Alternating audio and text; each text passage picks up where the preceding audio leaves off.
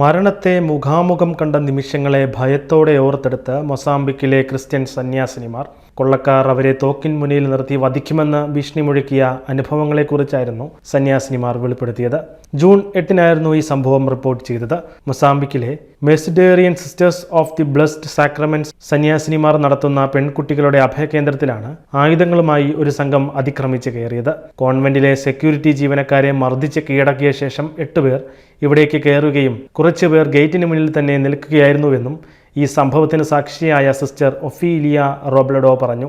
മുറികളിലേക്ക് കയറി അവർ ഇവിടെയുള്ള പണം മുഴുവൻ നൽകാൻ തങ്ങളെ തോക്കിൻ മുനയിൽ നിർത്തി ഭീഷണി മുഴക്കിയതായും അതോടൊപ്പം കയ്യിൽ കിട്ടിയതെല്ലാം അപഹരിക്കുകയും ചെയ്യുകയായിരുന്നുവെന്നും സിസ്റ്റർ പറഞ്ഞു. കോൺവെന്റിലുണ്ടായിരുന്ന കമ്പ്യൂട്ടറുകളും മൊബൈൽ ഫോണുകൾക്കുമൊപ്പം അവിടെ സൂക്ഷിച്ചിരുന്ന കുറച്ച് പണവും അവർ മോഷ്ടിച്ചതായും സിസ്റ്റർ ഭയത്തോടെ ഓർത്തെടുത്തു. അക്രമികൾ തലയെറുത്ത് കൊല്ലുമെന്ന് നിരവധി തവണ പറഞ്ഞതായും സിസ്റ്റർ വെളിപ്പെടുത്തി. സംഭവത്തിന്റെ ഞെട്ടലിൽ നിന്നും അവർ ഇപ്പോഴും കരകയറിയിട്ടില്ല എന്ന് ആ സന്യാസിനിയുടെ വാക്കുകളിൽ നിന്നും വ്യക്തമാണ്.